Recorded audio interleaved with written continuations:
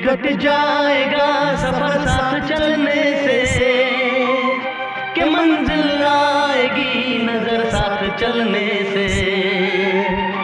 यूं ही कट जाएगा सफर साथ चलने से, कि मंजिल आएगी नजर साथ चलने से।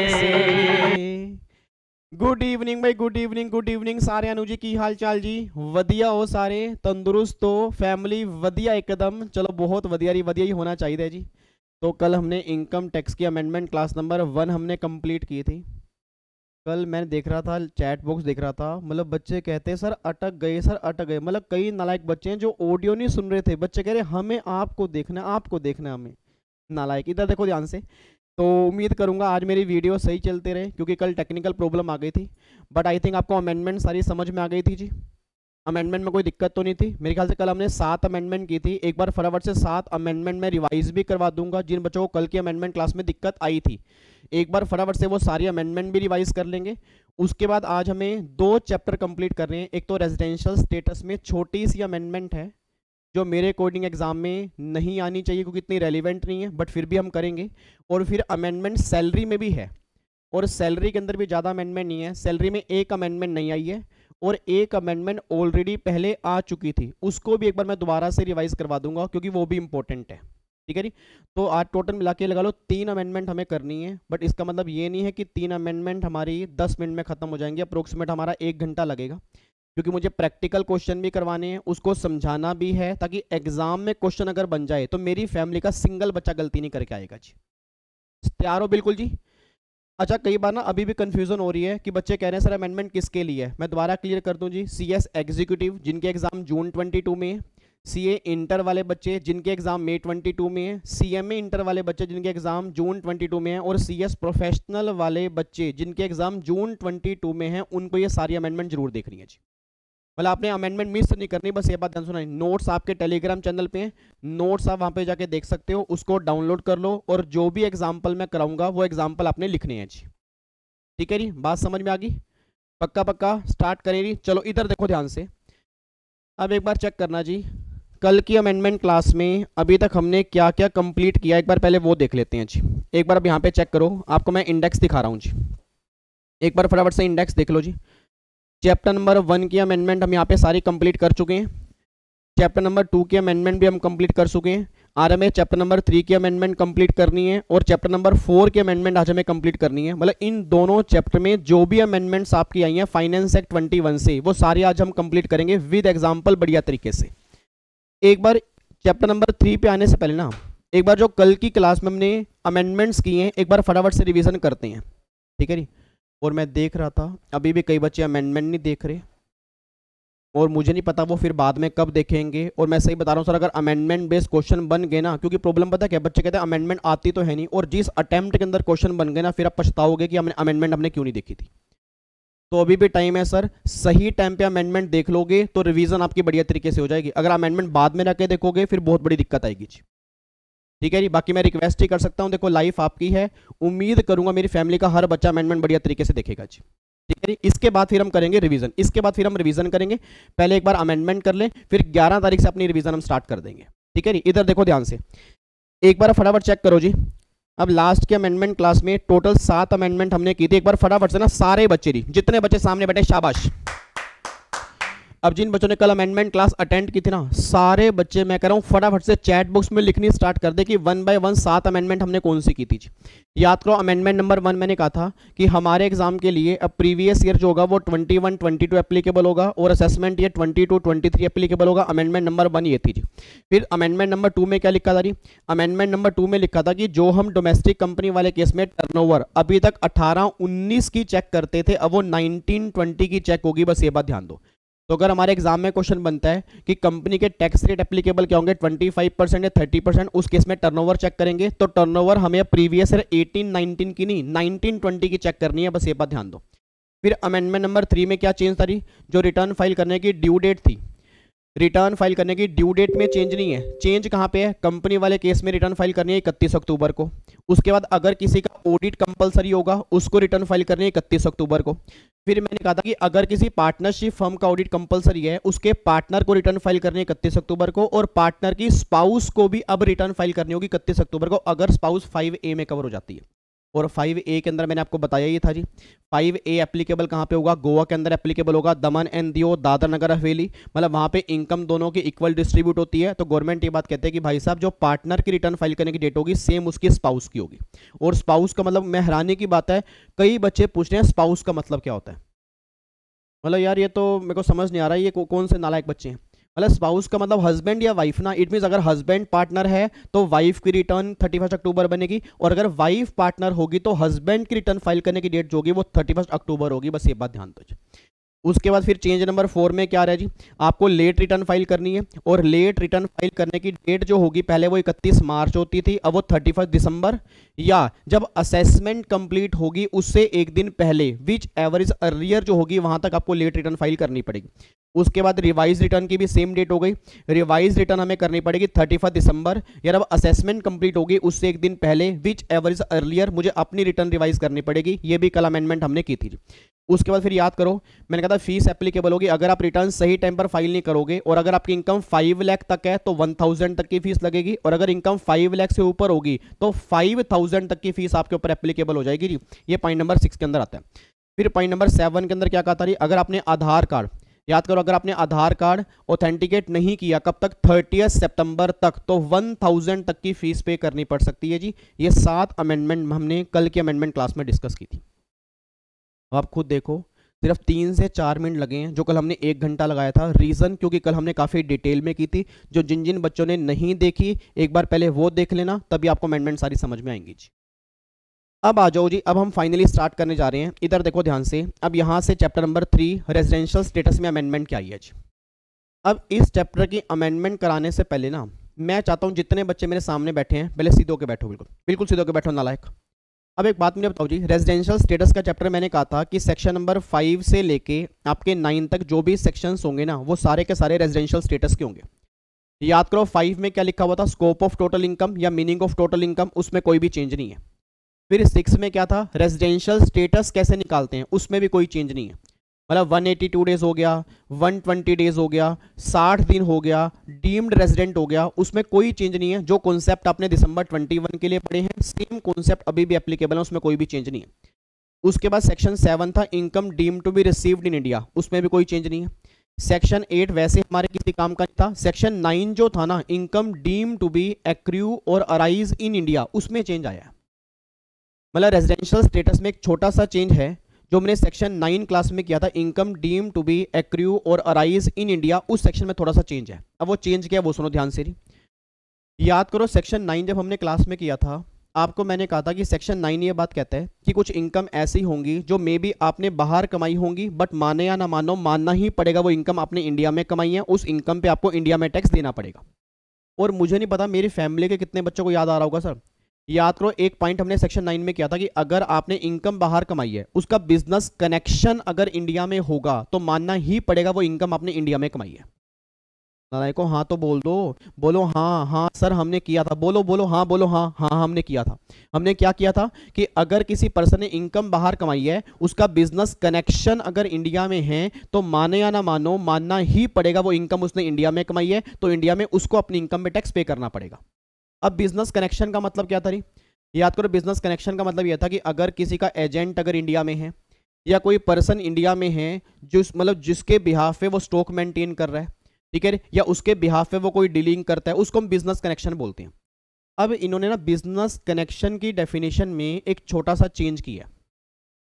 इन्होंने बिजनेस कनेक्शन की डेफिनेशन में एक छोटा सा चेंज किया है, और चेंज ये किया है, अब गवर्नमेंट ये बात कहना चाहती है कि अगर कोई नॉन रेजिडेंट है, अगर कोई नॉन रेजिडेंट है वो इनकम बाहर कमा रहा है, बट उसकी इनकम को फिर भी हम इंडिया में कमाया हुआ मान लेंगे अगर उसकी सिग्निफिकेंस इकोनॉमिक प्रेजेंस अगर इंडिया में है। सर एक बार दोबारा, सर एक बार दोबारा बताओ आपने क्या कहा है। मैं ये कहना चाह रहा हूँ कि अगर कोई नॉन रेजिडेंट है, उसने इनकम मान लो बाहर कमाई है, बट उस इनकम को भी हम इंडिया में कमाया हुआ मान लेंगे अगर उसकी सिग्निफिकेंस इकोनॉमिक प्रेजेंस अगर इंडिया में होगी, तो उसको बिजनेस कनेक्शन इंडिया में मानेंगे, और फिर वो इनकम इंडिया में अराइज की मानी जाएगी, फिर वो आपके हाथ में टैक्सेबल होगी। अब बच्चा ये बात कहता है सर ये जो सिग्निफिकेंस इकोनॉमिक प्रेजेंस जो आपने वर्ड लिखा है, बट इसका मतलब है क्या? मतलब हम ये कब मानेंगे, हम ये कब मानेंगे कि उसकी सिग्निफिकेंस इकोनॉमिक प्रेजेंस अगर इंडिया में है? तो गवर्नमेंट ने वो डिफाइन कर दिया।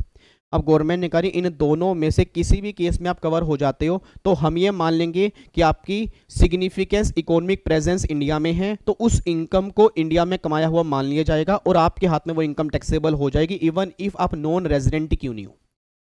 और याद करो, इधर आओ, इधर आओ, आगे आओ, आगे तो आ जाओ नालायकों, आगे तो आओ। बच्चा कह रहा ना ना मैं नहीं आऊँगा सर, इधर तो आओ।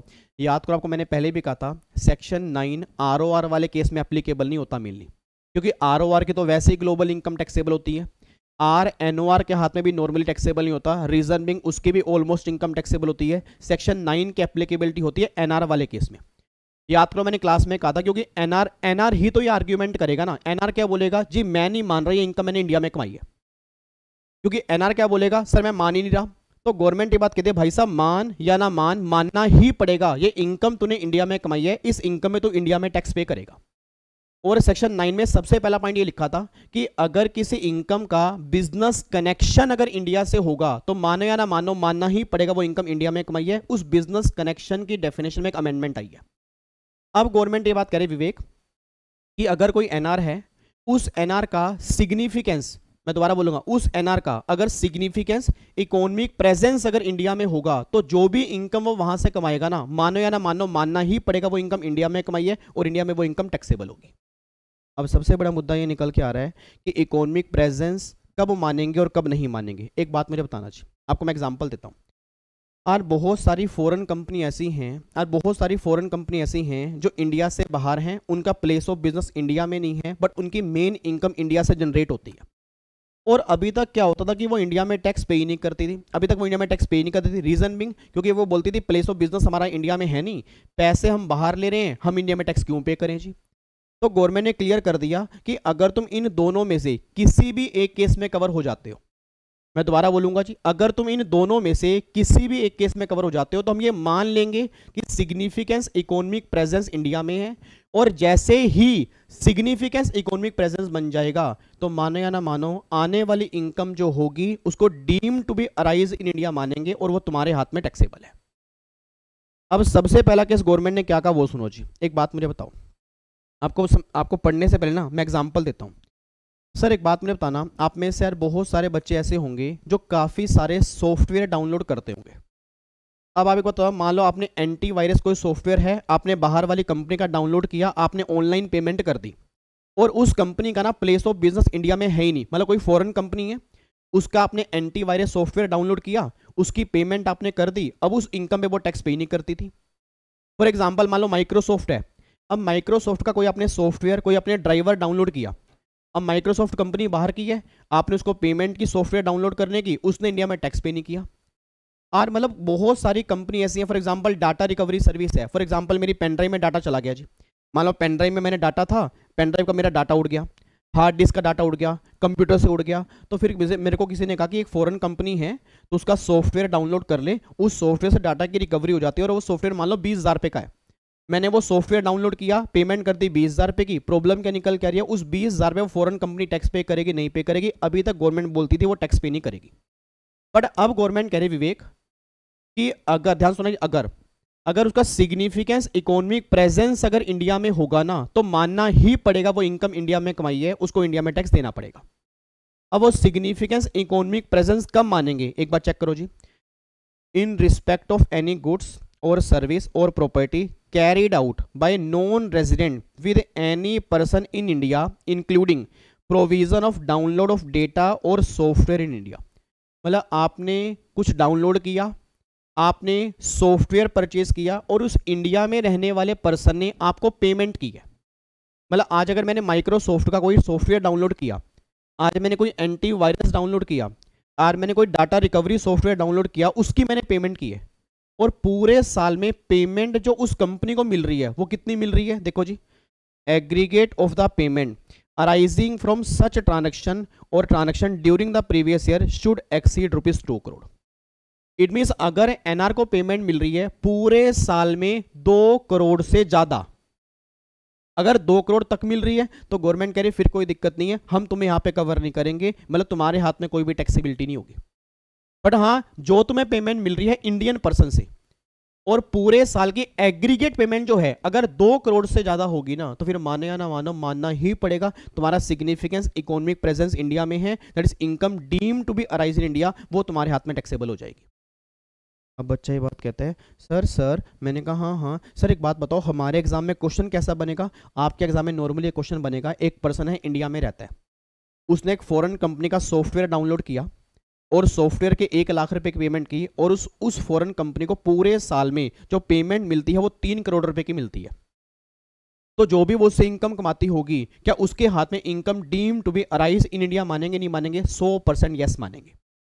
और अगर मान लो ये लिखा हो कि हाँ भाई पूरे साल की जो उसकी ग्रोस पेमेंट उसको मिलती है वो 1.5 करोड़ मिलती है, उस केस में नहीं मानेंगे, तो सेक्शन 9 की एप्लीकेबिलिटी वहां पर नहीं होगी जी।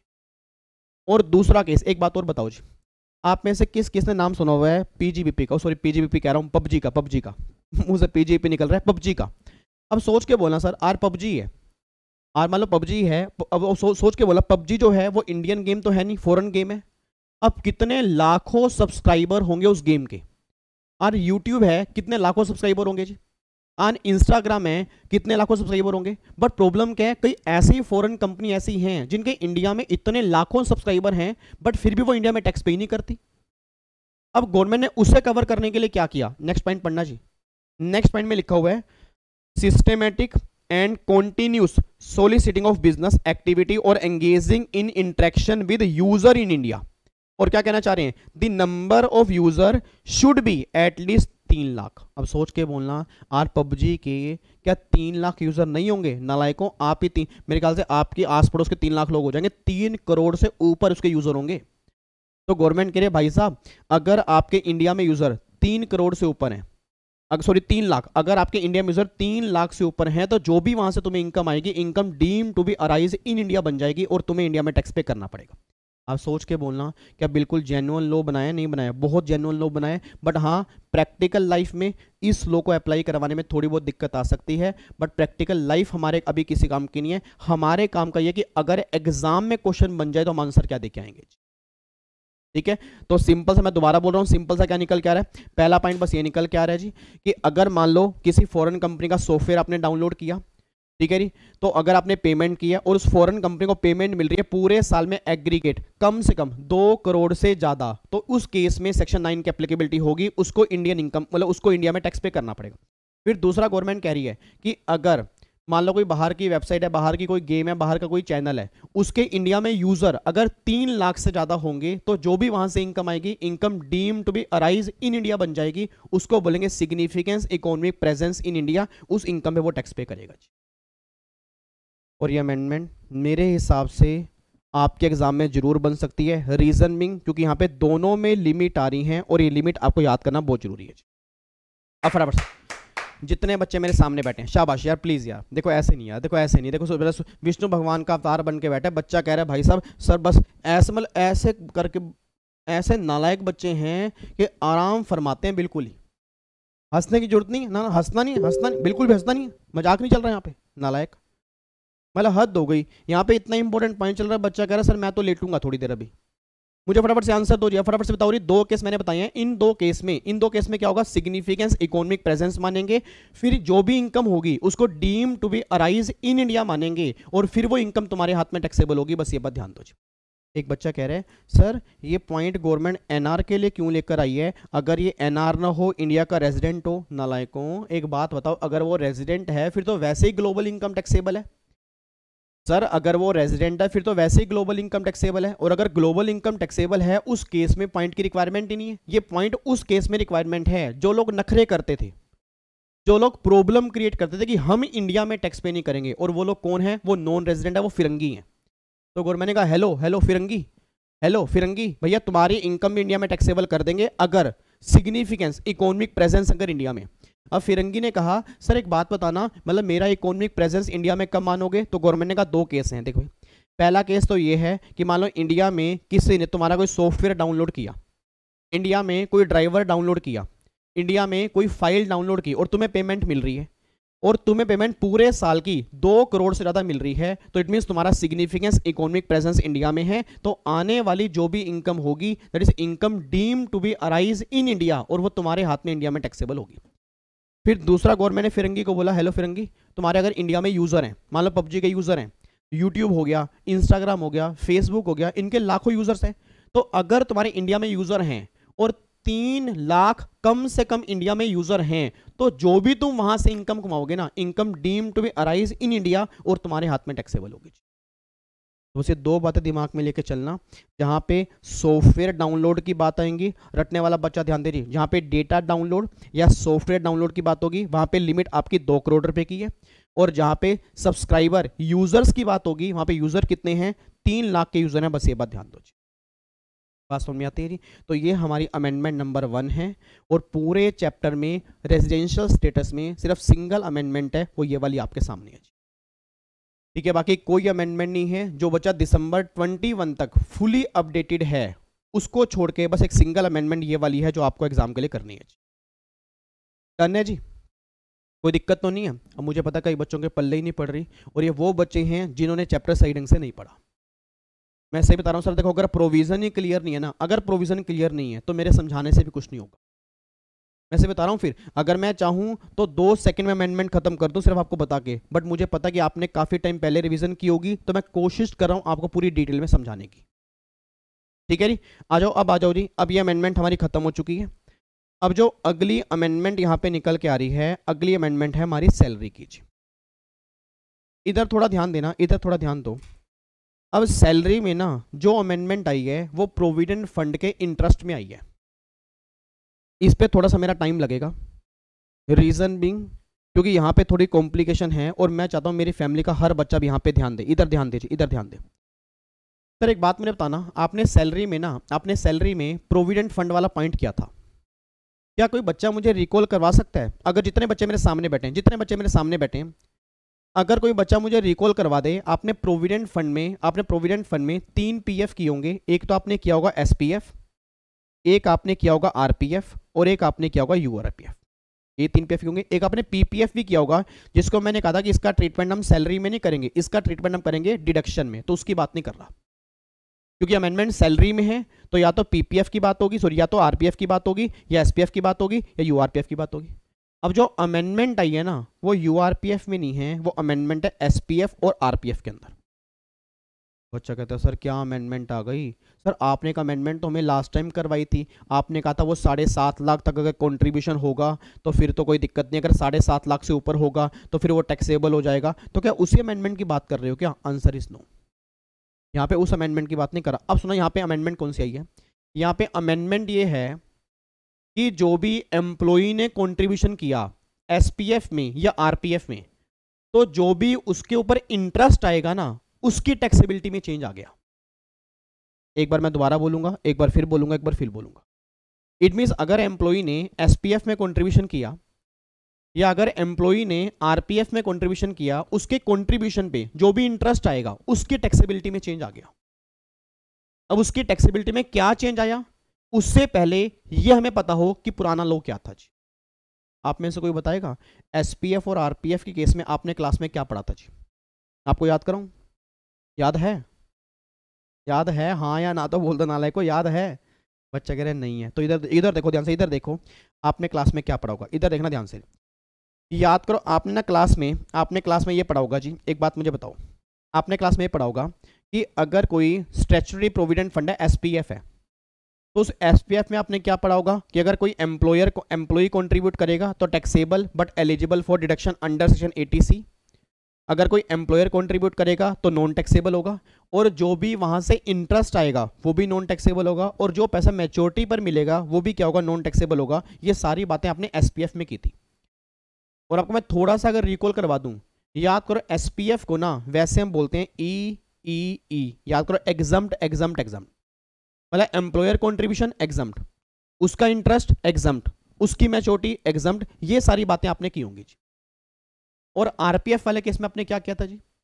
आरपीएफ वाले केस में आपने ये किया होगा कि मान लो अगर कोई आरपीएफ है, एक बार चेक करना जी, आरपीएफ में अगर एम्प्लॉई ने कंट्रीब्यूट किया उस केस में taxable but eligible for deduction, फिर अगर एम्प्लॉयर ने कंट्रीब्यूट किया, अगर सैलरी के 12% तक होगा तो एग्जम्प्ट होगा, 12 से ऊपर वाला होगा तो टैक्सेबल होगा, और 12% तक वाले केस में 7.5 लाख रुपए की लिमिट थी। अगर आपको ध्यान रहा हो 7.5 लाख रुपए की लिमिट हम ऑलरेडी लास्ट अमेंडमेंट में हम कर चुके थे, जो दिसंबर 21 के लिए एप्लीकेबल थी।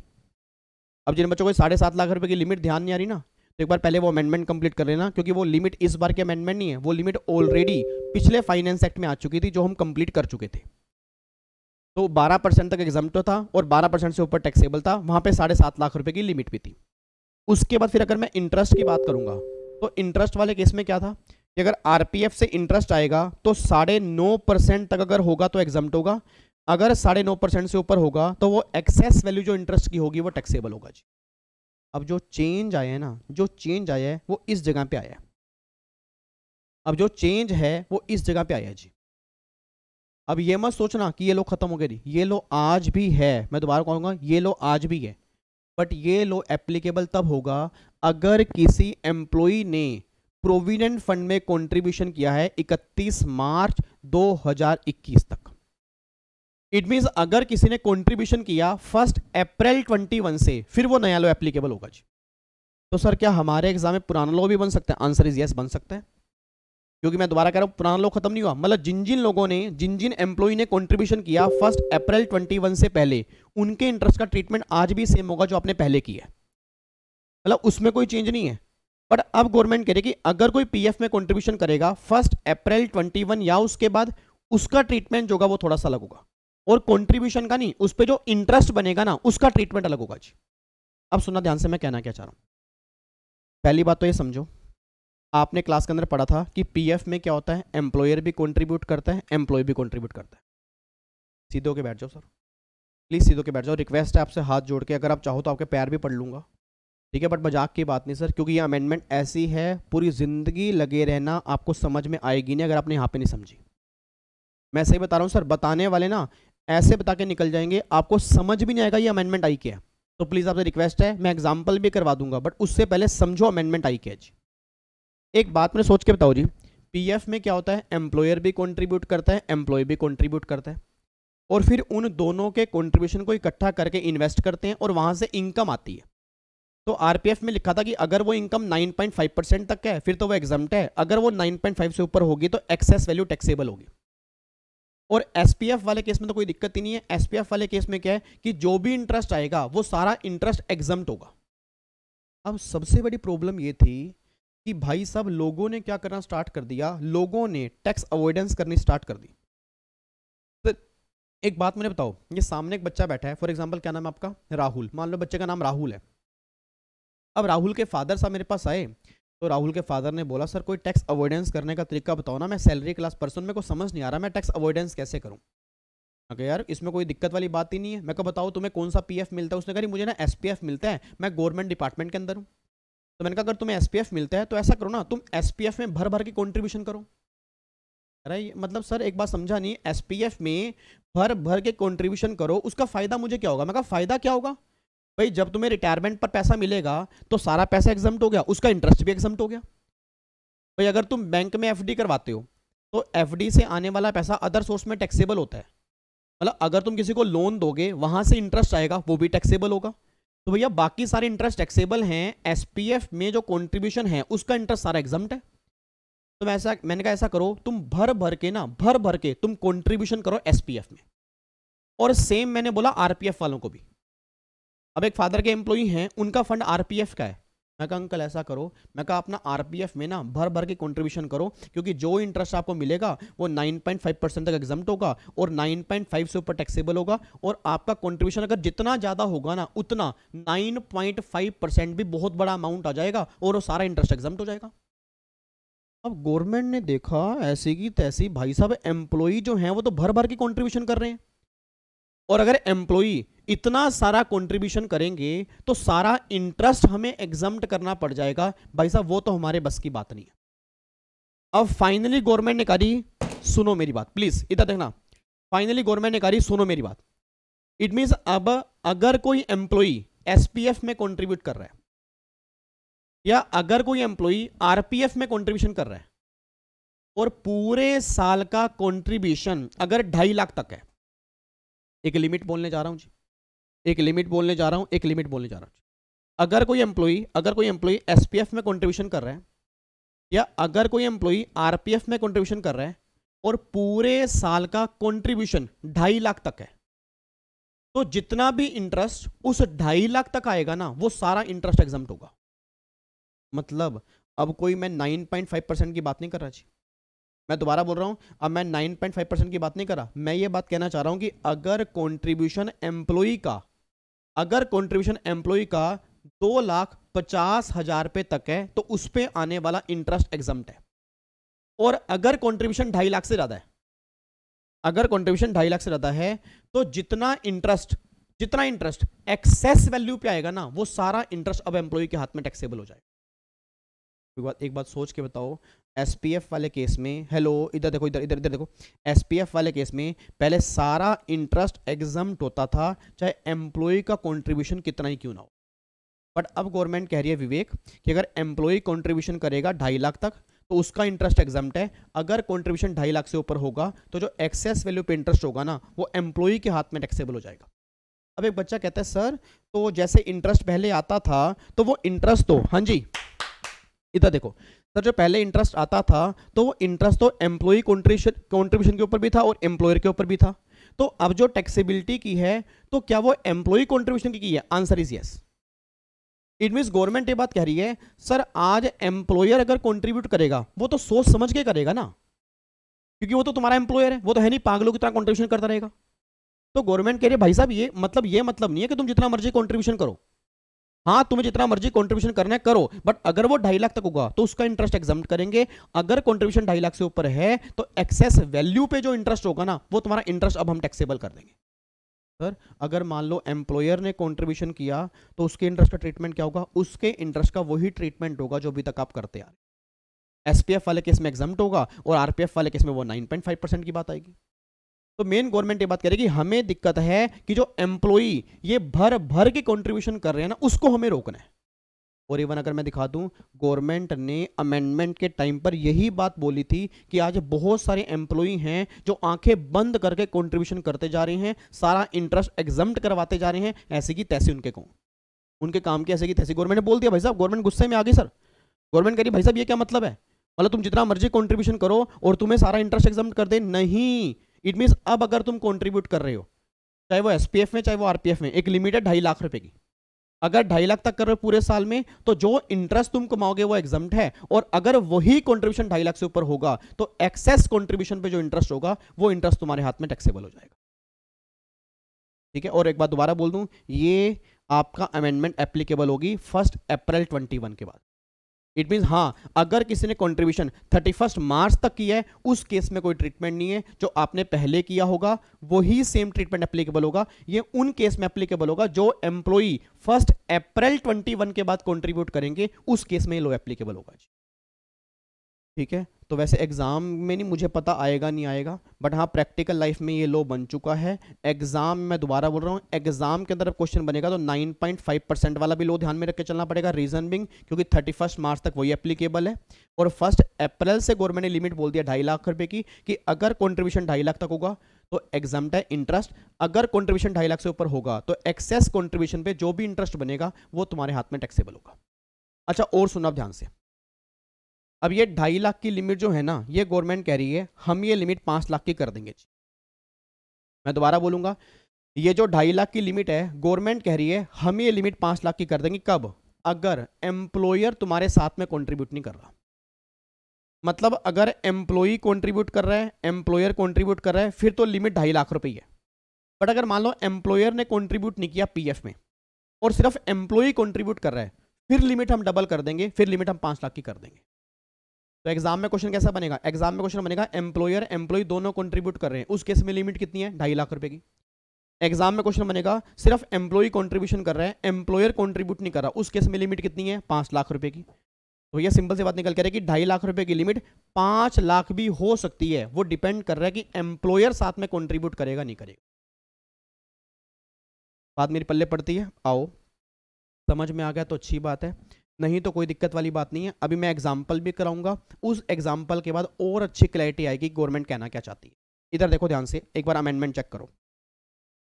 कहना चाह रहे हैं जी, जो इंटरेस्ट आता है ना, इंटरेस्ट की बात हो रही है बस, interest credited to on the contribution by person employee, एक तो पीपीएफ में, तो वो तो वैसे एग्जम्प्ट होता है, उसका ट्रीटमेंट अभी उसमें कोई चेंज नहीं है। एसपीएफ वाला इंटरेस्ट एग्जम्प्ट होता है, आरपीएफ वाले केस में वो 9.5% की लिमिट लगती थी अभी तक। अब गवर्नमेंट ने क्या बोला, अब गवर्नमेंट कह रही है accumulated balance due and becoming payable to the employee is exempt under section 10, 11 और 10, 12। भाई अभी तक तो वो एग्जम्प्ट था।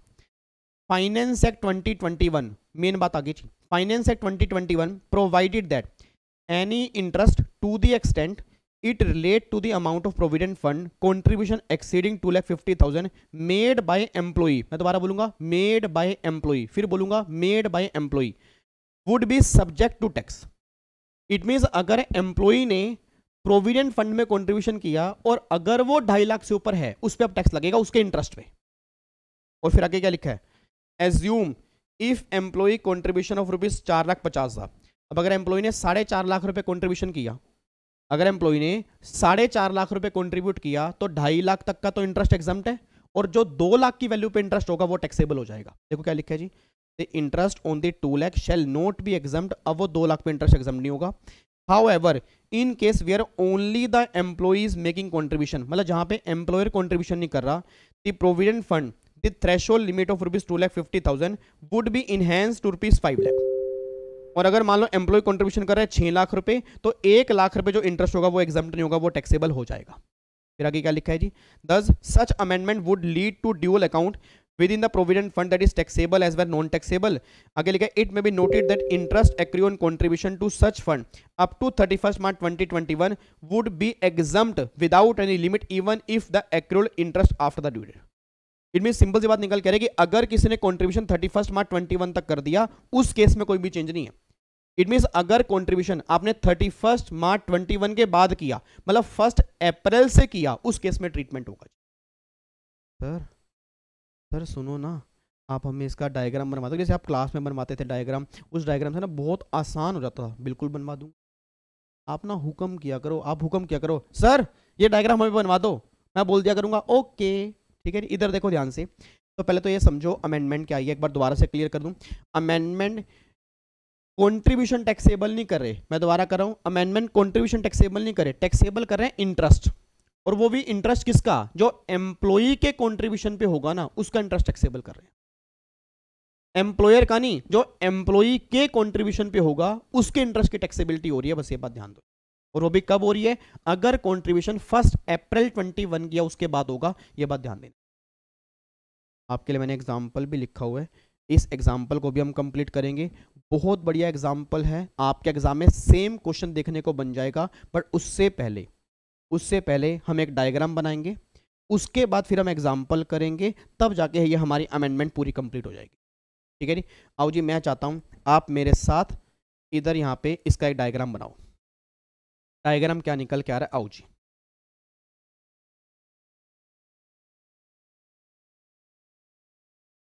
बनाओ जी, एक डायग्राम बनाओ।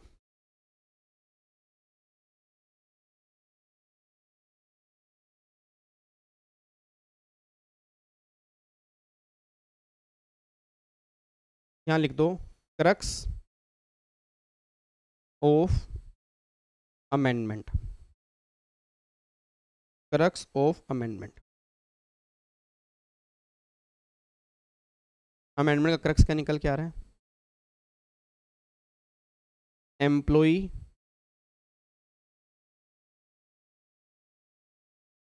Contribution up to 31 March 21 with effect from 1 April 21। अब अगर अप टू 31 मार्च 21 है, ओल्ड प्रोविजन एप्लीकेबल, आप उसके लिए नोट्स चेक कर सकते हो। Old provision applicable, check class note, जो अपने क्लास में नोट्स बनाए। ठीक है, अगर आपका कंट्रीब्यूशन 1/4/21 है, उसके बाद है, तो 2 केस हैं। 2 केस कौन कौन से हैं, इफ एम्प्लॉयर ऑल्सो कंट्रीब्यूट। अगर साथ में एम्प्लॉयर भी कंट्रीब्यूट कर रहा है, मतलब एम्प्लॉय भी कंट्रीब्यूट कर रहा है, एम्प्लॉयर भी कंट्रीब्यूट कर रहा है, दोनों कंट्रीब्यूट कर रहे हैं। इफ एम्प्लॉयर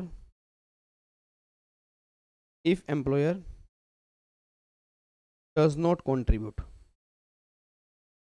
अगर एम्प्लॉयर कंट्रीब्यूट नहीं कर रहा, अगर एम्प्लॉयर कंट्रीब्यूट नहीं कर रहा, अब अगर एम्प्लॉयर कंट्रीब्यूट कर रहा है, interest on up to ₹2.5 lakh exempt.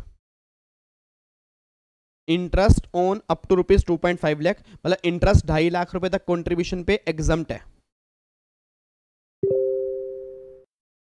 Interest on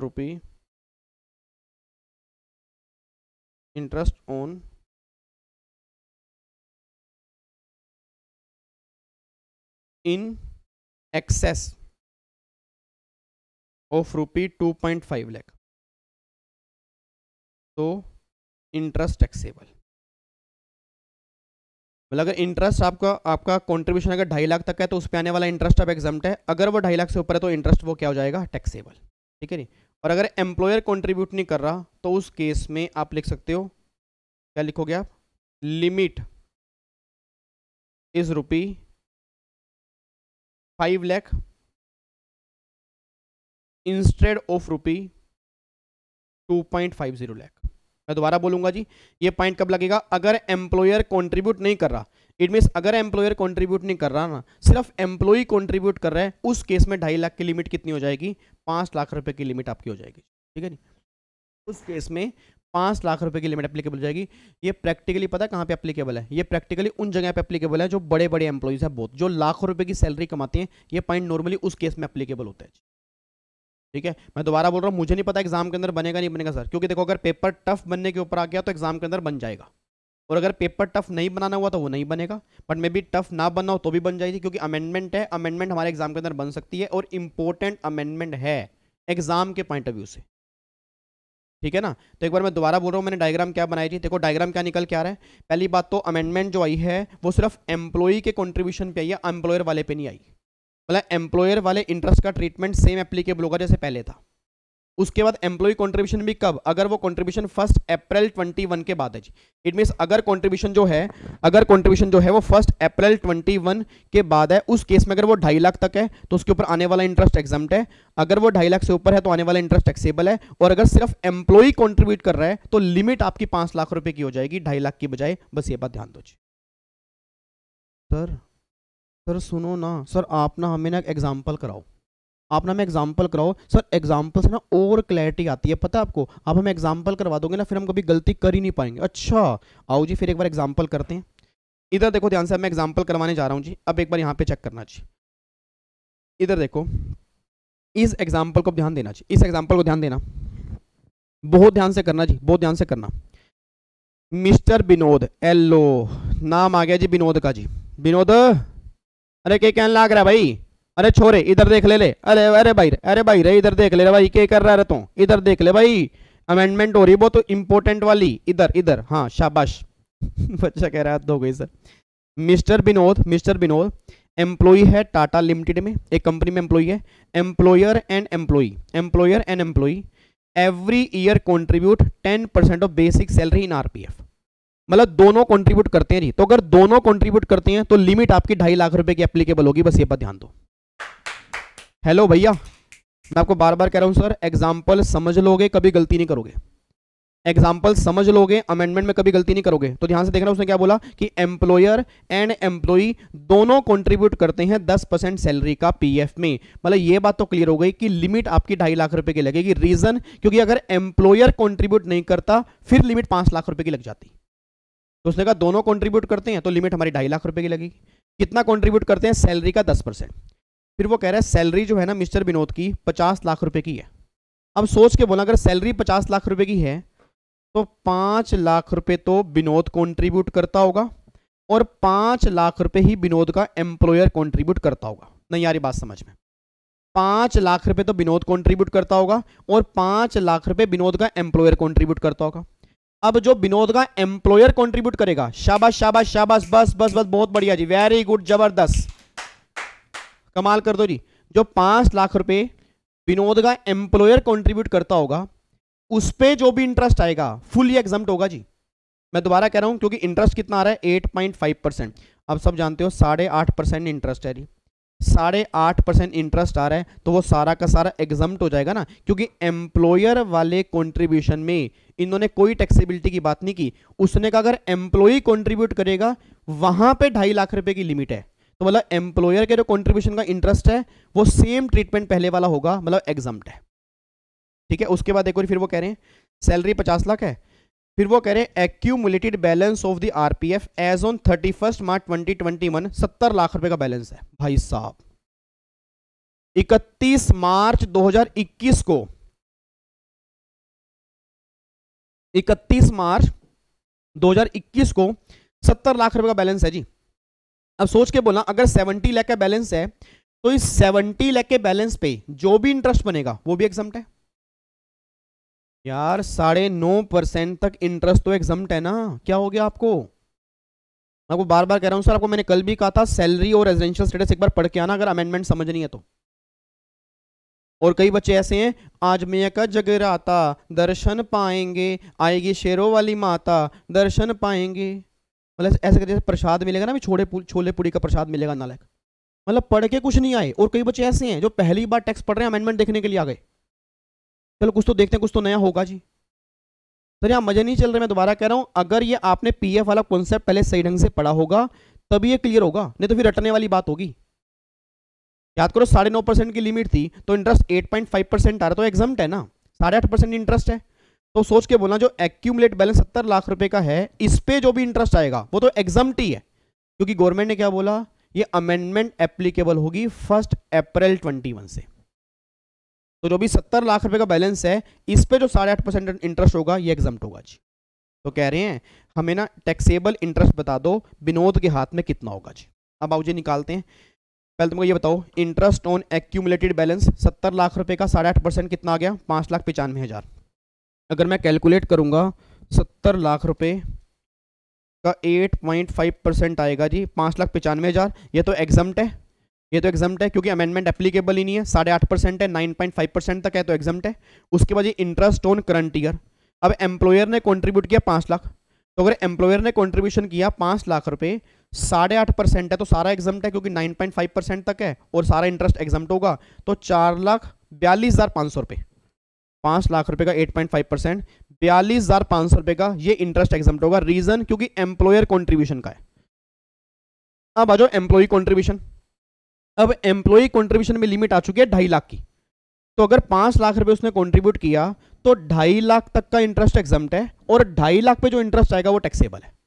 तो 2.5 लाख रुपए का 8.5% कितना आ गया जी, 21,250 रुपए एग्जम्प्ट है, और 2.5 लाख रुपए का 8.5 21,250 रुपए टैक्सेबल हो जाएगा। ये अमेंडमेंट आई है। बस थोड़ी सी मैं जूम कर दूं, एक बार चेक कर लो सर, अमेंडमेंट जो निकल के आई है ना, वो अमेंडमेंट ये निकल के आई है 21,250 रुपए का इंटरेस्ट टैक्सेबल होगा। रीजन बिंग, क्योंकि जो एम्प्लॉई ने कंट्रीब्यूशन किया 5 लाख रुपए का, तो 2.5 लाख से ऊपर जो कंट्रीब्यूशन है उसका इंटरेस्ट 8.5% वो आपके हाथ में टैक्सेबल है जी। अच्छा अब आया समझ, अब आ रहा भाई समझ। अच्छा मतलब सर आप ये कहने लग रहे हो ना, सर अगर हम सिंपल भाषा के अंदर बोलें तो आप हमारी बात सुन लोगे क्या? मैं कह रही बिल्कुल सुन लेंगे सर। देखो मेरे को जो समझ में आया ना, मेरे को ये समझ में आया कि अगर आज मतलब 1 अप्रैल 2021 के बाद अगर एम्प्लॉयर कंट्रीब्यूट कर रहे हैं, एम्प्लॉय कंट्रीब्यूट कर रहे हैं, तो दोनों कंट्रीब्यूशन कर सकते हैं। एम्प्लॉयर कंट्रीब्यूशन करेगा, उस पर जो इंटरेस्ट आएगा उसमें कोई अमेंडमेंट नहीं है, उसका ट्रीटमेंट सेम पहले जैसा होगा। भाई एसपीएफ वाले केस में एग्जम्प्ट होगा और आरपीएफ वाले केस में वो 9.5% की लिमिट होगी।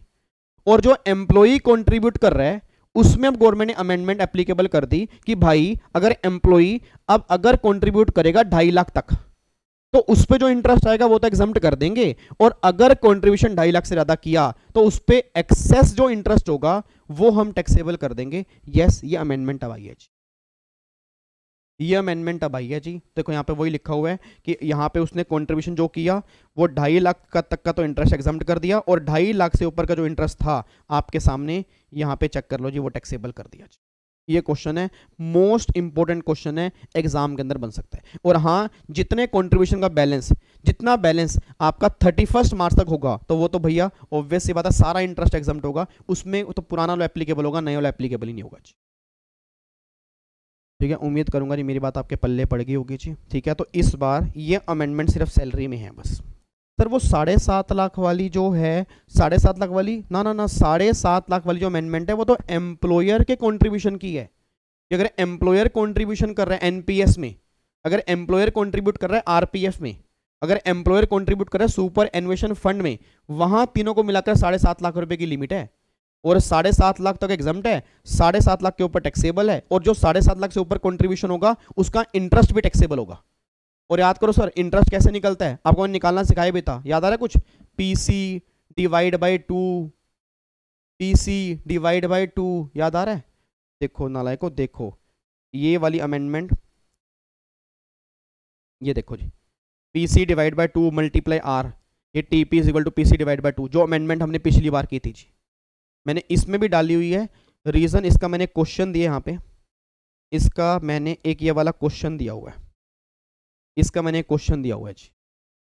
ठीक है, इसका मैंने क्वेश्चन दिया हुआ है, एग्जाम में चांसेस बहुत रेयरली हैं। हाँ, सीए वाले एग्जाम के अंदर श्योर शॉट बन सकती है, सीए वाले एग्जाम के अंदर श्योर शॉट बन सकती है, बट सीएस एग्जीक्यूटिव के अंदर मेरे को चांसेस बहुत कम लगते हैं। बट फिर भी इसको हम करके चलेंगे जी, इसको हम करके चलेंगे। एग्जाम्पल मैंने दिया ही इसलिए है ताकि दोबारा से क्लैरिटी आ जाए, क्योंकि मुझे अमेंडमेंट इंपॉर्टेंट लगती है, तो कोई बड़ी बात नहीं, एग्जाम में कभी पूछ ले, मुझको नहीं पता वो कब पूछ ले, और जिस अटेम्प्ट के अंदर बन गई ना, आप मुझे याद करोगे सर आपने वाकई कहा था कि वो अमेंडमेंट बन सकती है। बट इसको, इस एग्जाम्पल को करने से पहले, इस एग्जाम्पल को करने से पहले एक बार दोबारा से मुझे बताओ जी, अभी तक बस हमने टोटल 2 अमेंडमेंट किए हैं जी आज, अभी तक 2 अमेंडमेंट किए हैं, एक तो रेजिडेंशियल स्टेटस में, एक सैलरी में। फटाफट से एक बार सारे बच्चे जी, शाबाश, बस बस बस बस खत्म है सर, खत्म है जी, अमेंडमेंट हमारी सारी खत्म हो चुकी है जी, अमेंडमेंट हमारी सारी खत्म हो चुकी है, दोनों के दोनों चैप्टर की खत्म हो चुकी है, सिर्फ 2 अमेंडमेंट हमने किया। फटाफट से लाइव चैट बॉक्स भर जाए सर, मैं कह रहा हूँ यूट्यूब वाले भी कहें कि इतने सारे बच्चों ने क्या कर दिया आज, इतने जबरदस्त मैसेज लिख रहे हैं, इतनी जबरदस्त पढ़ाई कर रहे हैं, मजा आ गया जी। एक बार फटाफट से लिखना स्टार्ट करना। अमेंडमेंट नंबर 1 के अंदर क्या था सर? अमेंडमेंट नंबर 1 आपने करवाई थी कि पहली बात रेजिडेंशियल स्टेटस के चैप्टर में सेक्शन 5 में कोई चेंज नहीं है, 6 में नहीं है, 7 में नहीं है, 8 में नहीं है, 9 के अंदर चेंज है। और 9 के अंदर सर आपने क्लास में कहा था कि अगर कोई इनकम बाहर कमाई है, उसका बिजनेस कनेक्शन अगर इंडिया से है तो उसको income deem to be arise in India मानते हैं, तो वो टैक्सेबल हो जाती है सर। तो वो बिजनेस कनेक्शन में ना इन्होंने एक चेंज किया है, और वो ये बात कहना चाह रहे हैं कि अगर किसी एनआर का सिग्निफिकेंस इकोनॉमिक प्रेजेंस अगर इंडिया में होगा तो वहां से आने वाली इनकम को डीम्ड अराइज मान लेंगे और वो टैक्सेबल हो जाएगी। अब सर बस क्वेश्चन ही निकल के आ रहा है कि वो सिग्निफिकेंस इकोनॉमिक प्रेजेंस कब बनेगा। तो गवर्नमेंट ने वहां पे 2 केस बताए। गवर्नमेंट ने कहा देखो जी, अगर कोई नॉन रेजिडेंट है, इंडिया वालों के साथ डीलिंग कर रहा है, और इंडिया वाले से सॉफ्टवेयर डाउनलोड करते हैं, डेटा डाउनलोड करते हैं, उसके लिए उसको पेमेंट करते हैं, तो पूरे साल से अगर उसको पेमेंट मिलती है इंडिया से 2 करोड़ से ज़्यादा, तो सिग्निफिकेंस प्रेजेंस मान लिया जाएगा इंडिया में। तो जो भी इनकम होगी उस इनकम को इनकम डीम्ड अराइज मानेंगे और वो टैक्सेबल हो जाएगी। फिर दूसरा गवर्नमेंट ने कहा यार बहुत सारी फॉरेन कंपनी हैं जिनके इंडिया में सब्सक्राइबर हैं, यूजर्स हैं, तो अगर किसी के 3 लाख से ज़्यादा यूजर्स होंगे तो जो भी वो इनकम वहां से कमाएगा, income deem to be arise in India मान लेंगे और वो टैक्सेबल हो जाएगी। सर ये छोटी सी अमेंडमेंट आई है रेजिडेंशियल स्टेटस वाले केस में। फिर दूसरी अमेंडमेंट सर सैलरी में आई है। सर पूरे चैप्टर में कोई भी चेंज नहीं है, सब सेम है, अलाउंस परक्विजिट सम सेम है। फर्क जो आया ना वो सिर्फ प्रोविडेंट फंड वाले केस में आया। सर प्रोविडेंट फंड वाले केस में जैसे आपने अभी कहा था कि एसपीएफ वाले केस में क्या होता था कि एसपीएफ वाले केस में जो इंटरेस्ट होता था वो सारा एग्जम्प्ट होता था, भाई चाहे वो एम्प्लॉयर का हो चाहे वो एम्प्लॉय का, सारा इंटरेस्ट एग्जम्प्ट था। और आरपीएफ वाले केस में भाई जो एम्प्लॉयर का था वो 9.5% तक भाई एग्जम्प्ट था, चाहे वो एम्प्लॉयर का 9.5 तक एग्जम्प्ट था और 9.5% से ऊपर टैक्सेबल था। सर अब यहाँ पे एक लिमिट लगा दी है कि अगर कोई एम्प्लॉय एसपीएफ में कंट्रीब्यूट कर रहा है या आरपीएफ में कंट्रीब्यूट कर रहा है और अगर वो कंट्रीब्यूशन 2.5 लाख तक कर रहा है फिर तो उस पर आने वाला इंटरेस्ट एग्जम्प्ट है, और अगर वो कंट्रीब्यूशन 2.5 लाख से ज़्यादा है तो एक्सेस वैल्यू पे जो इंटरेस्ट होगा वो टैक्सेबल हो जाएगा। और हाँ, जो एम्प्लॉयर कंट्रीब्यूशन कर रहा है उस पे जो इंटरेस्ट आएगा उसका वही सेम ट्रीटमेंट होगा जो पहले करते थे। एसपीएफ वाले केस में एग्जम्प्ट है और आरपीएफ वाले केस में वही 9.5% की लिमिट एप्लीकेबल हो जाएगी। और दूसरा सर एक बात और ध्यान देना, कि कई बार ना मान लो ऐसा होता है कि एग्जाम में क्वेश्चन बन गया कि एम्प्लॉयर एम्प्लॉय दोनों कंट्रीब्यूट नहीं कर रहे, सिर्फ एम्प्लॉय कंट्रीब्यूट कर रहा है, एम्प्लॉयर कंट्रीब्यूट कर ही नहीं रहा पीएफ में। तो अगर एम्प्लॉयर कंट्रीब्यूट नहीं करा ना, उस केस में 2.5 लाख रुपए की लिमिट डबल होके 5 लाख रुपए की हो जाएगी। बस गवर्नमेंट ने ये चेंज की है, ठीक है। और बाकी अमेंडमेंट सर आपने करवाई दिया, और 31 मार्च तक जितना बैलेंस होगा उसके इंटरेस्ट का तो कोई ट्रीटमेंट होगा ही नहीं, क्योंकि ये अमेंडमेंट जो एप्लीकेबल हुई है, ये अमेंडमेंट तब एप्लीकेबल हुई है अगर कंट्रीब्यूशन 1 अप्रैल 21 या उसके बाद है जी। तो ये क्वेश्चन आपके सामने है जी, डन है जी, पक्का पक्का। बाकी कोई डाउट हो वीडियो खत्म होने के बाद एक बार चैट बॉक्स में लिख देना, बट मुझे उम्मीद है कि कोई डाउट नहीं होगा। मैंने पूरी कोशिश की अमेंडमेंट को समझाने की विद एग्जाम्पल, ठीक है। अच्छा, उसके बाद एक एग्जाम्पल और भी दी है, बट ये एग्जाम्पल जो है ना ये यूआरपीएफ का है, और यूआरपीएफ वाले केस में तो कोई भी चेंज है नहीं। ये बेस्ड ऑन अमेंडमेंट यहाँ पे काट दो, ये उसके ऊपर आएगा, यहाँ पे लिख दिया मैंने गलती से, ठीक है जी। ये अमेंडमेंट तो यूआरपीएफ का, इसमें तो कोई चेंज है ही नहीं, ठीक है। ये अमेंडमेंट तो ना वैसे मैंने अपनी बुक में भी दिया हुआ है, याद करो। यूआरपीएफ वाले केस में आपने किया होगा ना कि जब पैसा यूआरपीएफ का मिलता है रिटायरमेंट के बाद, तो फिर एम्प्लॉय कंट्रीब्यूशन नॉन टैक्सेबल, क्योंकि पहले टैक्सेबल हो चुका है, उसका इंटरेस्ट टैक्सेबल होगा सैलरी में नहीं अदर सोर्स में, और एम्प्लॉयर वाला कंट्रीब्यूशन टैक्सेबल होगा सैलरी में, उसका इंटरेस्ट भी सैलरी में। तो वो ये सेम क्वेश्चन है, ठीक है। तो ये सेम क्वेश्चन है, इसमें कोई चेंज नहीं है, ये आप यहाँ से भी देख के कर सकते हो, कोई भी चेंज नहीं है, इसमें कोई अमेंडमेंट नहीं है। और एक बात बताओ, आपने आरपीएफ में किया था कि अगर आपने एम्प्लॉयमेंट छोड़ी है 5 साल के बाद, तो जो भी पैसा आरपीएफ का मिलेगा रिटायरमेंट के बाद वो सारा का सारा एग्जम्प्ट हो जाएगा जी। तो वो लो आज भी है, मतलब उसमें कोई चेंज नहीं है।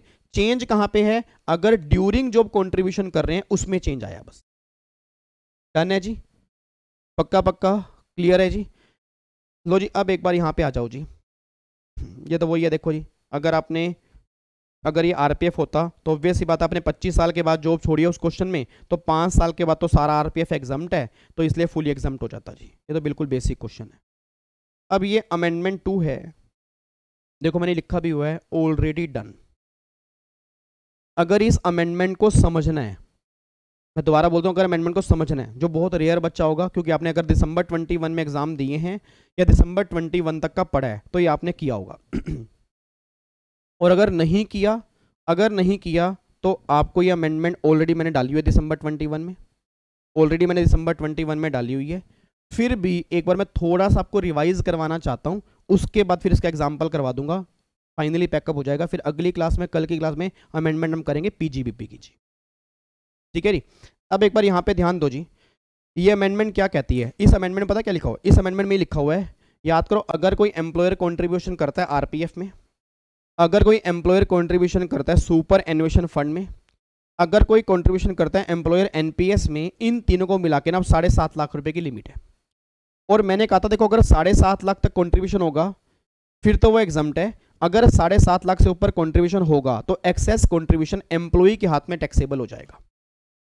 अगर मान लो एम्प्लॉयर ने आरपीएफ में कंट्रीब्यूशन किया, अगर वो 7.5 लाख तक है फिर तो वो एग्जम्प्ट है, अगर वो 7.5 लाख से ऊपर है तो एक्सेस वैल्यू जो होगी वो एम्प्लॉय के हाथ में टैक्सेबल हो जाएगी। ये सारी बातें हमने पहले क्लास में पढ़ी है। फिर अमेंडमेंट लास्ट टाइम क्या आई थी, अमेंडमेंट ये आई थी कि जो 7.5 लाख तक कंट्रीब्यूशन है उस पे जो इंटरेस्ट आएगा ना, वो इंटरेस्ट भी एग्जम्प्ट है। और अगर कंट्रीब्यूशन 7.5 लाख से ज्यादा है तो उसके एक्सेस कंट्रीब्यूशन पे जो भी इंटरेस्ट आएगा उसका इंटरेस्ट टैक्सेबल हो जाएगा एम्प्लॉय के हाथ में।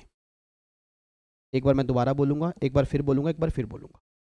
लास्ट टाइम ये अमेंडमेंट आई थी कि जो 7.5 लाख, फॉर एग्जांपल मान लो एम्प्लॉयर ने आरपीएफ में कंट्रीब्यूशन किया, प्लीज इधर देखो यार, ध्यान से इधर देख लो प्लीज, सिर्फ 5 मिनट की बात हो रहा है, सिर्फ 5 मिनट की बात हो रहा है, अमेंडमेंट खत्म होने वाली है। सही बता रहा हूँ सर, अमेंडमेंट खत्म होने वाली है। अमेंडमेंट वैसे खत्म हो चुकी है, ये अमेंडमेंट लास्ट टाइम की है, एग्जाम्पल मुझे करवाना है बस, इसलिए 5 मिनट यहाँ पे ध्यान दे दो। अब अगर एम्प्लॉयर ने आरपीएफ में कंट्रीब्यूशन किया 10 लाख रुपए का, तो 7.5 लाख एग्जम्प्ट है और फिर 2.5 लाख रुपए टैक्सेबल है। तो उस 2.5 लाख रुपए के ऊपर जो इंटरेस्ट बनेगा ना, गवर्नमेंट कहते हैं वो भी टैक्सेबल होगा।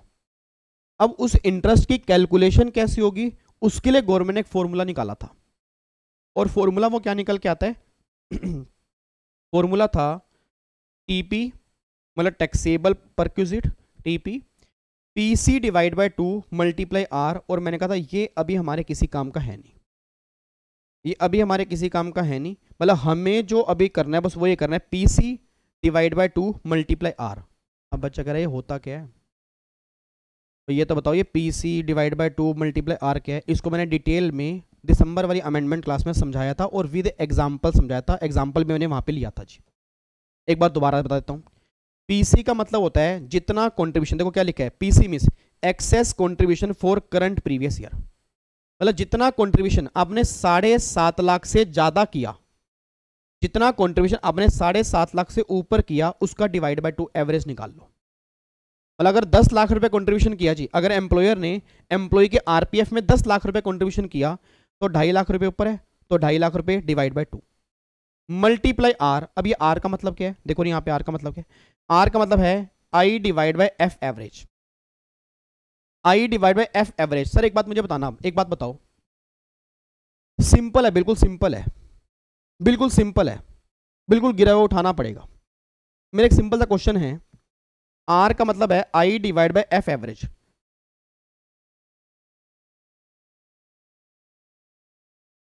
अब R क्या है, सोच के बताना सर, सोच के बताना। गवर्नमेंट ने कहा विवेक जितना कंट्रीब्यूशन 7.5 लाख से ऊपर है ना, उस कंट्रीब्यूशन का जो इंटरेस्ट होगा वो टैक्सेबल है।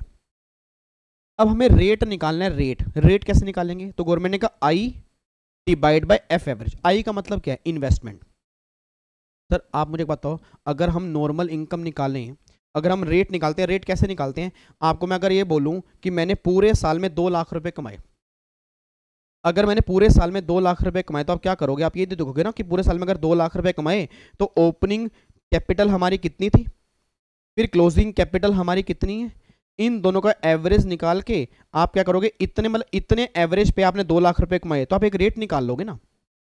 नहीं यार ये बात समझ में, एक सिंपल सी बात बताओ, अगर मैं आपको ये बात बोलूं कि मान लो आपके बिजनेस के स्टार्टिंग में 10 लाख रुपए लगे थे, 10 लाख रुपए के बिजनेस के स्टार्टिंग में थे और क्लोजिंग कैपिटल आ रही है 12 लाख रुपए, और मैं बोलूं कि आपने 2 लाख रुपए कमाए, तो क्या आपने 2 लाख रुपए 10 लाख रुपए कमाए, क्या आपने 2 लाख रुपए 12 लाख रुपए कमाए, नहीं ना, पूरे साल में जो कैपिटल लगी उसी पे तो कमाए। अब कितनी कैपिटल लगी वो नहीं पता, तो एवरेज निकाल लो।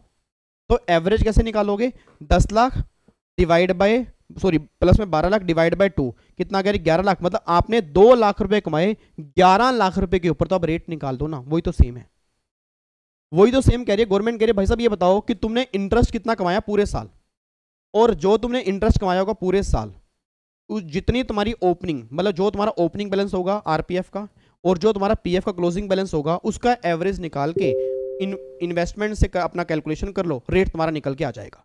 तो I divide by F average, देखो I का मतलब क्या है, अमाउंट और aggregate of amount of income accrued during the current provision year in the recognised provident fund, national pension fund और अपना प्रूफ सुपरनेशन फंड। मतलब क्या निकल के आई मींस क्या आ गया, इनकम जो आपने कमाई है ड्यूरिंग द प्रीवियस ईयर, और F एवरेज मींस क्या आ गया, ओपनिंग बैलेंस 1 अप्रैल 21 का और क्लोजिंग बैलेंस जो आपके PF का होगा, इसका आप एवरेज निकाल लो बस।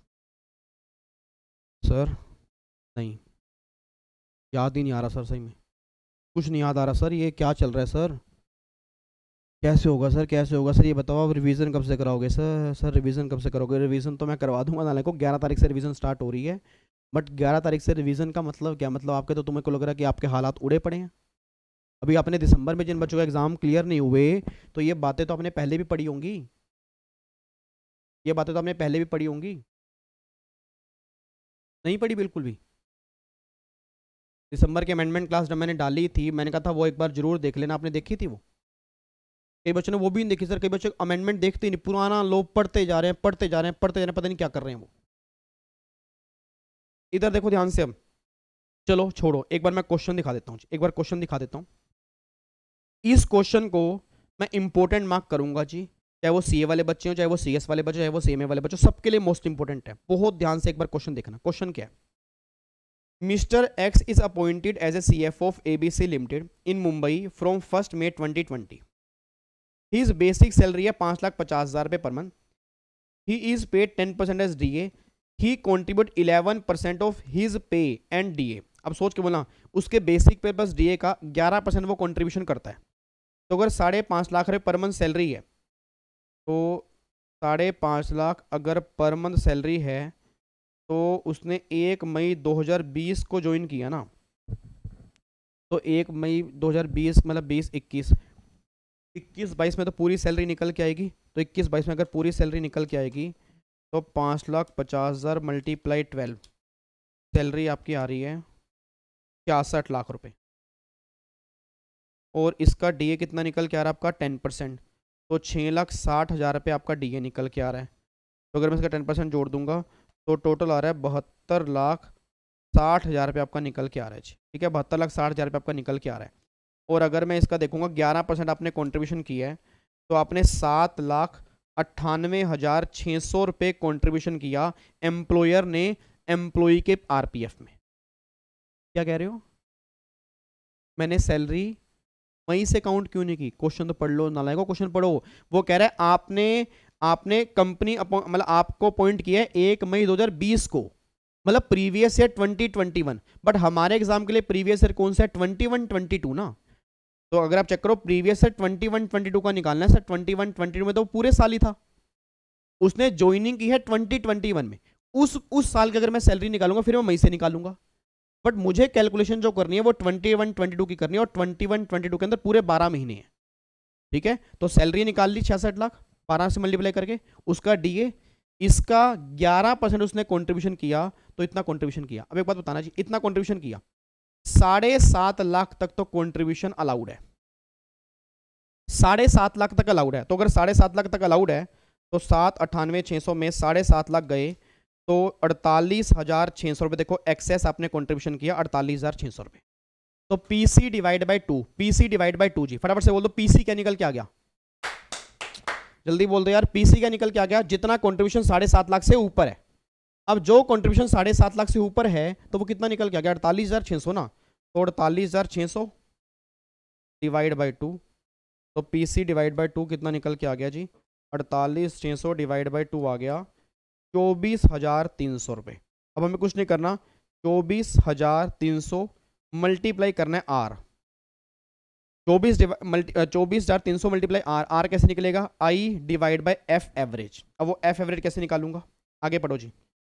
वो कह रहे हैं जी towards the recurrence provident fund and the company contribute the same amount, company ने एम्प्लॉयर ने भी सेम कंट्रीब्यूट किया, और एक्यूमुलेटेड बैलेंस जो निकला हुआ है आरपीएफ का 1 अप्रैल 21 को एंड 31 मार्च 22 15,35,000 और 33,50,000, 33,50,000। एक बात मुझे बताना, एक बात बताओ, अब ये क्लोजिंग बैलेंस जो है वो 33,55 जा रहा है। अब क्लोजिंग बैलेंस में आया कैसे होंगे जी? क्लोजिंग बैलेंस में आए कैसे होंगे सर? देखो उसने कहीं पर भी मुझे ये नहीं बताया पूरे साल में कितने रुपए कमाए हैं। अब अगर क्वेश्चन पढ़ लोगे, उसने कहीं पर भी ये बताया ही नहीं है पूरे साल में कितने रुपए कमाए हैं। तो अगर ये मुझे नहीं बताया पूरे साल में कितने रुपए कमाए हैं, तो क्या मैं नहीं निकाल सकता? सर क्या मैं नहीं निकाल सकता? निकाल सकता हूं ना, ऑब्वियस सी बात है। मैं कैसे निकालूंगा? मैं कैसे निकालूंगा जी? सिंपल सा फॉर्मूला है, ओपनिंग बैलेंस दिया है और पूरे साल में दोनों ने कितना कंट्रीब्यूशन किया वो दिया है, तो क्लोजिंग बैलेंस से माइनस कर लो, आपका ऑटोमेटिकली इंटरेस्ट निकल के आ जाएगा। अच्छा, हाँ हाँ हाँ सर समझ में आ गया, समझ में आ गया। मतलब ऑब्वियस सी बात है, अगर हमें क्लोजिंग बैलेंस दिया है तो क्लोजिंग बैलेंस हमें दिया, ओपनिंग बैलेंस हमें दिया है, कंट्रीब्यूशन हमें दिया है, तो ऑब्वियस सी बात है इसके बीच का जो डिफरेंस होगा वो इंटरेस्ट ही तो होगा। अब एक बात बताओ कैसे निकालोगे? 15,35,000 ये ओपनिंग बैलेंस है, कंट्रीब्यूशन किया 7,98,600 एम्प्लॉयर ने और सेम कंट्रीब्यूशन किया एम्प्लॉई ने, तो टोटल कितना आ गया जी? 15,35,000 प्लस में 7,98,600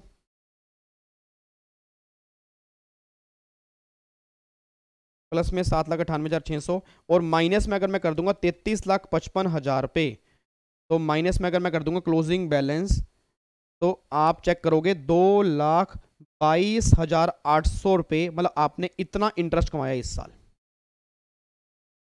सर नहीं सर नहीं आ रहा, सर नहीं आ रहा सर, प्लीज़ आगे मत बढ़ो सर, प्लीज़ कसम लगे आपको माता रानी की, अगर आप आगे बढ़ गए। पहले मेरे को ये बताओ ये इंटरेस्ट आया कैसे है सर, आया कैसे है? एक बात बताओ सर, एम्प्लॉयर ने आरपीएफ में कंट्रीब्यूशन किया इतना, वो कह रहे हैं एम्प्लॉई ने भी सेम किया, तो अगर दोनों ने सेम कंट्रीब्यूशन किया, दोनों का कंट्रीब्यूशन पता है, ओपनिंग बैलेंस पता है, तो क्लोजिंग में से माइनस कर दोगे, जो डिफरेंस आएगा वो इंटरेस्ट ही तो होगा। क्लोजिंग बैलेंस पे हम कैसे पहुंचेंगे? मेरे को ये बताओ, अगर मुझे किसी के क्लोजिंग बैलेंस पे पहुंचना है तो कैसे पहुंचेंगे? ओपनिंग प्लस में कंट्रीब्यूशन प्लस में इंटरेस्ट, तो ओपनिंग दी है, कंट्रीब्यूशन दी है, क्लोजिंग दी है तो डिफरेंस निकाल के इंटरेस्ट तो आएगा। अच्छा हाँ सर समझ में आ गया। बाकी एक बार हम घर जाके ना सर इसको दोबारा देखेंगे, एक बार हम दोबारा देखेंगे सर, क्योंकि मतलब हमें समझ में आ गया। बट आप कहना चाह रहे हो ओपनिंग प्लस में कंट्रीब्यूशन और क्लोजिंग दी है तो डिफरेंस तो इंटरेस्ट आएगा, वही तो मैं कहना चाह रहा हूँ सर। अब उसने आर निकाला तो आर कैसे निकलेगा, I divide by F average. तो आई मेरा निकल के आ गया 2,22,800 रुपये, ये मेरा आई है। इनकम मैंने कमाई पूरे साल में इतनी। एफ एवरेज कैसे निकलेगा, ओपनिंग प्लस में क्लोजिंग का डिवाइड बाई 2। ओपनिंग आपको दिया हुआ है 15,35,000, क्लोजिंग है 33,55,000 डिवाइड बाई 2 आपका निकल के आ रहा है 33,55,000 प्लस में 15,35,000 डिवाइड बाई 2 आपका आ रहा है 24,45,000। तो 24,45,000। अब एक बार रेट देख लो, 2,22,800 रुपये कमाए, 2,22,800 रुपये कमाए, कितने पैसे पर, 24,45,000 रुपये। तो रेट आ गया 0.091 समथिंग आ गया। 222,800 डिवाइड बाई 24,45,000, ये आ गया 0.09 आ गया जी, 0.091% के राउंड आ गया। तो बस ये आपका रेट निकल के आ गया जी। तो अगर आप यहाँ पे चेक करोगे 24,300, तो 24,300 तो अगर आप निकाल लोगे यहाँ पे मतलब 800 डिवाइड बाई 24,45,000, परसेंटेज में अगर मैं निकालूँ तो परसेंटेज में आ रहा है 9.11% आ रहा है, सॉरी 9.11%। तो हमने कितना निकाला 24,300 ना, तो 24,300 मल्टीप्लाई 9.11% आएगा 2,213 रुपये। ये देख लो 2,211 रुपये का आंसर आ रहा है। इतना इंटरेस्ट टैक्सेबल होगा, ये इंटरेस्ट टैक्सेबल होगा एम्प्लॉय के हाथ में, ऐसे निकालते हैं। ये है सर। अब बताओ इसमें कोई दिक्कत अगर है सर? तोते उड़ गए सर, तोते उड़ गए सर, तोते उड़ गए सर, तोते उड़ गए सर। ऐसे ऐसे क्वेश्चन तब एग्जाम में आते हैं ना, तभी तो नहीं हम कर पाते सर। आप ना हमें इस बार ना ऐसे ऐसे क्वेश्चन प्रैक्टिस करवाना सर। देखो फिर मतलब फिर हम पक्का कह रहे हैं, हम आपसे वादा कर रहे हैं कि हम एग्जाम पक्का क्लियर करेंगे अगर आप ऐसे क्वेश्चन प्रैक्टिस कराओगे। वादा रहा, वादा रहा, इससे भी बढ़िया क्वेश्चन प्रैक्टिस कराऊंगा। बस आप मेरा साथ दे देना। आने वाले 3 महीने अगर किसी बच्चे ने छुट्टी मारने से, देखो मैं तो छुट्टी नहीं मारूंगा सर, चाहे मेरी तबीयत खराब हो, चाहे मेरे घर में कोई इमरजेंसी हो। अगर मैंने आपसे वादा कर दिया तो वादा कर दिया। आपको नहीं पता घर में मेरे कई काम चल रहे हैं, क्लासेस दिन भर चल रही हैं, बच्चों को पता है मेरे बैचेस चल रहे हैं, पूरा पूरा दिन बिजी रहने के बावजूद भी मैंने अगर अपनी फैमिली से मैंने कमिटमेंट कर दी तो आपके लिए जान भी हाजिर है, प्रोवाइडेड अगर मेरी फैमिली के बच्चे मेरे साथ दे रहे हैं तो। ठीक है जी। अब मैं लास्ट टाइम बताने जा रहा हूँ जी, अब मैं लास्ट टाइम एक बार बता रहा हूँ, फिर इसको पैकअप करते हैं। उसके बाद फिर अगली क्लास में हम चैप्टर स्टार्ट करेंगे पीजीपीपी का। इसके अंदर भी आपकी अमेंडमेंट्स आई हैं काफ़ी सारी, और अगली क्लास में, कल की क्लास में सारी अमेंडमेंट जो करेंगे हम सिर्फ पीजीपी की करेंगे, सारी अमेंडमेंट हम करेंगे सिर्फ पीजीपी की करेंगे। ठीक है जी। बट उससे पहले आओ जी एक बार फटाफट से, आज हमने 2 अमेंडमेंट की हैं, एक क्वेश्चन हमने किया है, वो अमेंडमेंट नहीं है, पिछली बार की अमेंडमेंट है, उसके बेस पे हमने क्वेश्चन किया जी, क्योंकि क्वेश्चन इंपॉर्टेंट था। उसको एक बार मैं दोबारा भी समझा दूंगा, बट उससे पहले 2 अमेंडमेंट फटाफट से। शाबाश, बिल्कुल सीधे होकर बैठ जाओ, शाबाश जी। अमेंडमेंट नंबर 1 जी, अमेंडमेंट नंबर 1 हमने कौन सी की है रेजिडेंशियल स्टेटस में?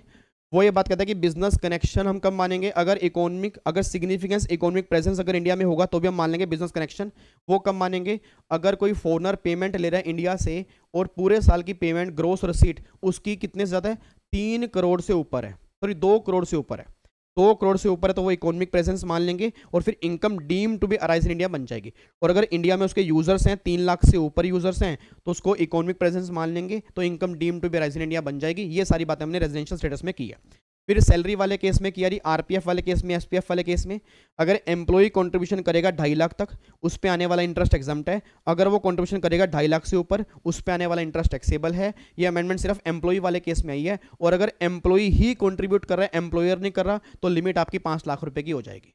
और 31 मार्च तक जो कंट्रीब्यूशन है सेम पुराने वाला एप्लीकेबल होगा। 1 अप्रैल से जो कंट्रीब्यूशन होगा उस केस में आपकी नई अमेंडमेंट एप्लीकेबल होगी जी। एग्जांपल मैंने वो करवा दिया। एम्प्लॉयर के कंट्रीब्यूशन का जो इंटरेस्ट होगा उसमें कोई भी चेंज नहीं है, एम्प्लॉय वाले केस में चेंज आया है। फिर एक जो क्वेश्चन अभी हमने किया वो क्वेश्चन किसके ऊपर बेस है, जो अमेंडमेंट पिछली बार आई थी कि अगर एम्प्लॉयर ने आरपीएफ में कंट्रीब्यूशन किया, एनपीएस में किया, ये सुपर एनुएशन फंड में किया 7.5 लाख तक, तो एग्जम्प्ट है। 7.5 लाख से ऊपर वाला टैक्सेबल है, और ऊपर वाले कंट्रीब्यूशन का जो इंटरेस्ट होगा वो भी टैक्सेबल होगा। तो इंटरेस्ट निकालने का फॉर्मूला क्या है जी? TP is equal to PC divide by 2। PC का मतलब क्या है? जितना कंट्रीब्यूशन 7.5 लाख से ऊपर है उसको हम पीसी बोलते हैं, डिवाइड बाय 2 मल्टीप्लाई आर।